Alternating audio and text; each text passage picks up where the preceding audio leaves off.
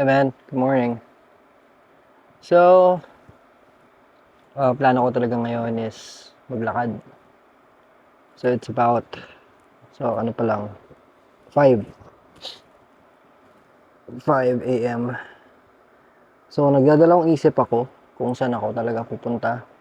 Kung dito lang ba ako sa amin, maglalakad-lakad, or magmumotor ako para pumunta ako sa may tabing dagat para doon ako maglakad-lakad, mag-jogging konti.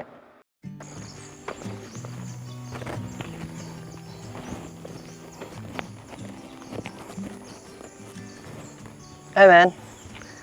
Whew. So 5 a.m. walk dito sa amin. This is what we do, man.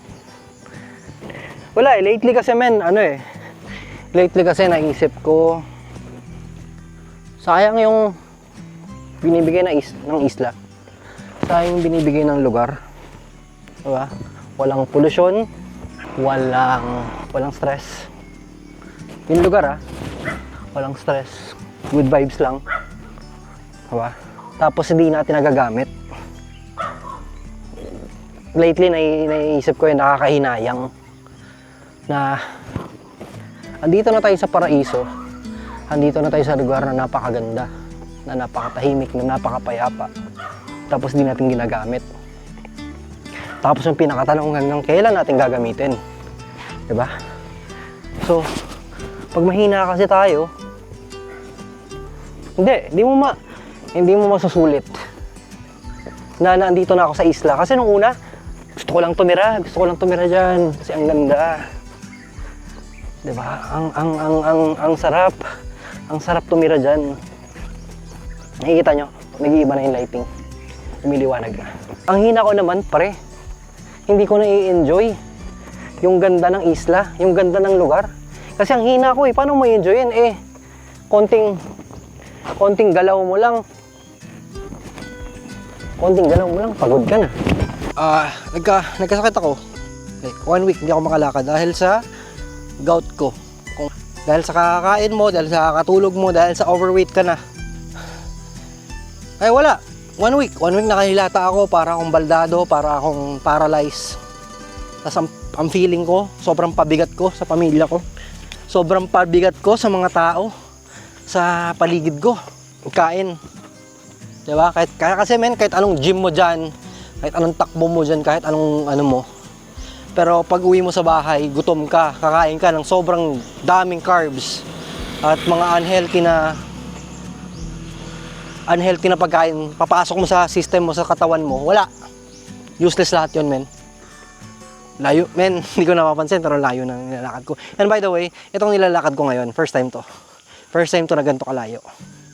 Diba? So kabilang barangay talaga siya. Tingnan nyo yung daan pakita ko sa inyo yung daan. Layo pa niyan, men. Doon pa yung daan yan. Yan naman, kanina madilim-dilim, and ngayon is medyo lumalabas na yung araw, maliwanag na. Diba? Hindi ko alam kung ako lang yun, katawan ko lang yun, men, pero ganun yung nararamdaman ko nung nasa Manila ako. Literal, 2-piece chicken, 3 rice, 2 rice, tangina, haluan mo pa ng, putay na, men, wala na, end of the world na, finish ka na. Ang gaganda ng mga lugar dito. Ang gaganda ng mga lugar dito, men, kasi ito, putulin ko yan mga daanan, tingnan nyo, dumadaan yung mga motor. Ayun. Kasi men, yung mga lugar na yan, dinadaanan yan ng mga motor, ng mga tao. Kasi yung loob nun, meron silang farm. Minsan nangangahoy sila, kumukuha sila ng mga panggatong. Diba? Ito makulit dito, men. Kasi etong nilalakad ko ngayon, araw-araw nilalakad ng mga estudyante galing sa amin. Kasi yung kabilang barangay na to, andun yung school nila na malaki ng pang high school. So, isipin mo, men, araw-araw nilalakad to ng mga estudyante. Diba? Pag punta, pag uwi, swerte na lang kayo pag may bike kayo dito. Diba? At may tagahatid sundo kayo. So, pag high school na si Scarlett, ganun mangyayari sa akin. Tagahatid ako. Pero gusto ko rin kasi ma-experience namin yung tamang lakad. Pag hindi ako pwede, maglakad ka. Hindi kasi pwedeng laging nakaasa siya sa amin, di ba? Gusto ko kasi lumaki yung anak ko na, tangin namin. Tingnan mo. Gano'ng kaganda yung daan na yan, ha? Ito yung streets. Gano'ng kaganda yung daan. Ang ganda, men. Hindi ko ano ko masabihin? Hindi ko mapakita sa inyo gano'n siya kaganda yung papasok, pero yung pa lang nagagandahan na ako. Diyan pa lang, men, yung papasok na yun, nagagandahan na ako kasi alam ko anong nasa loob nun eh. Di ba? Adventure kasi nasa loob nun, men, promise. So, next time, pasukin natin yung mga ganyan. Sila yung pinakamalaking reason bakit ginagawa ko to. Bakit nagpapalakas ako ulit. Bakit ako nagpapaka-healthy. Kasi, men, ayokong isipin nila na mahina ako. Ayokong dumating yung time na kailangan nila ako. 'Di ba? Na hindi ko sila matulungan, hindi ko sila magabayan. 'Di ba? Dalawa na yung anak ko. Hindi ko alam hanggang kailan yung buhay ng tao. Hindi ko alam hanggang kailan tayo dito sa mundo, di ba? Lahat naman tayo, men, may expiration date. Lahat naman tayo mawawala din sa mundong ibabaw. Di ba? Pero, yun nga, ang nasa isip ko talaga, tinatak ko sa isip ko, paano pag yung time na kinailangan ako ng anak ko, ng mga anak ko, kinailangan ako ng asawa ko. Tapos ang hina ako, baldado ako, hindi ako makalakad. Tangina, ano ka, men? Kasi bakit? Hindi mo kinayang mag-diet, hindi mo kinayang mag-exercise, hindi mo kinayang mahalin yung sarili mo. Tapos natutunan ko rin sa mga pinanood ko,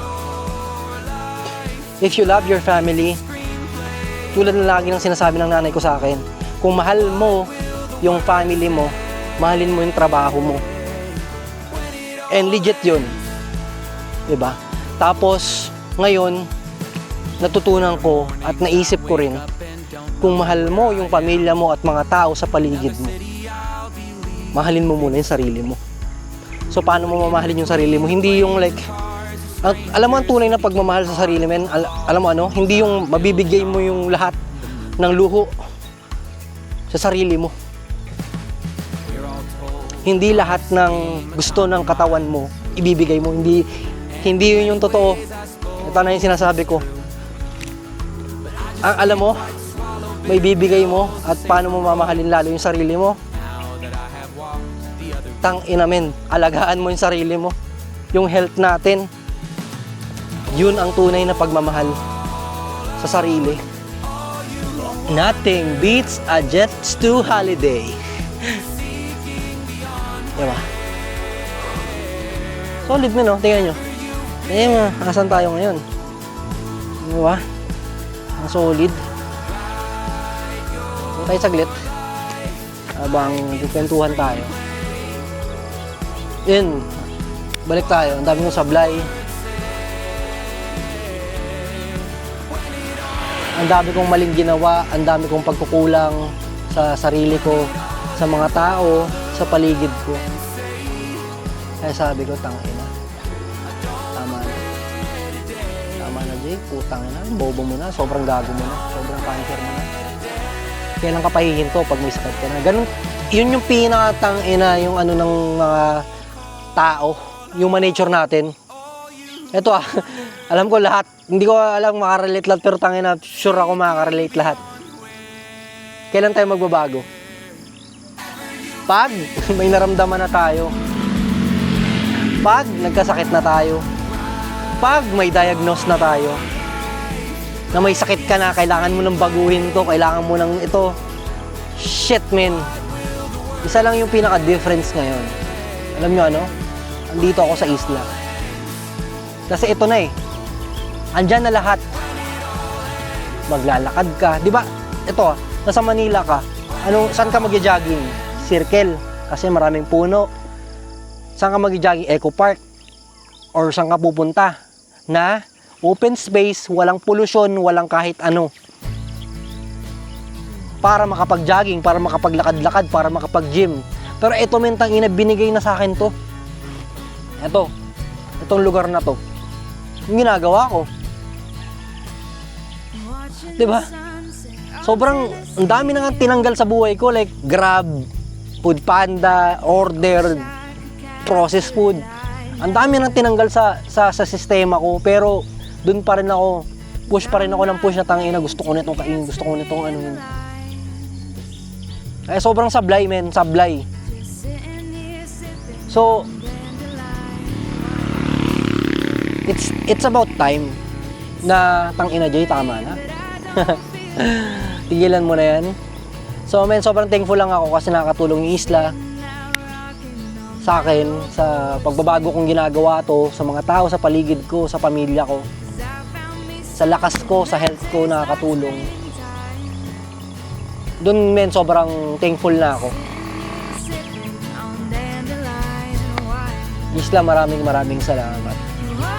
Maraming salamat sa pagbigay sa akin ng inspirasyon, sa pagbigay sa akin ng lakas, sa pagbigay sa akin ng will para makaya tong ginagawa ko. Ito lang sinasabi ko sa inyo, hindi madali. Pero nasa sayo kung ano talaga importante sayo Sabi nga nila, 'di ba? Choose your own poison. So, ang wish ko lang, ang pray ko lang sa sarili ko, makayanan ko to, tuloy-tuloy lang yung journey, hindi na ako bumalik sa dating old ways ko. Hindi na ako mag-repeat back, tuloy-tuloy lang to. Kasi once ma-reach ko yung timbang na gusto ko men, which is 65, okay na ako doon, maintenance na lang ako.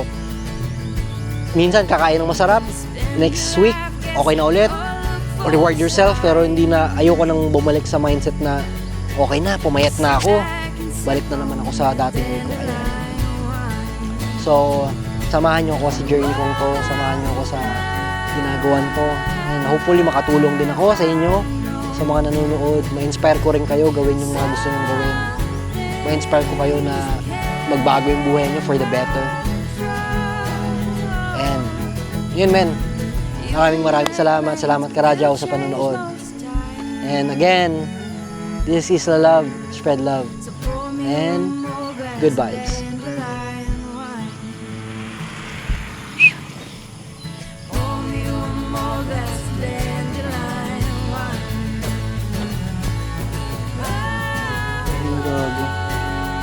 Sayang, hindi nakuha. Laglag ako dito. Laglag ako dyan. Isang pa ako. Isang pa ako. Laglag ako dyan sa butas. Pero hindi naman na... Well, nabasa yung sapatos ko pero hindi tumagos. Tapos may naalala ko. Hindi ko na pala nasama kanina sa mga sinabi ko. Sa dami kong sinabi. Man, maniwala kayo at sa hindi. 3 buwan na akong walang soft drinks.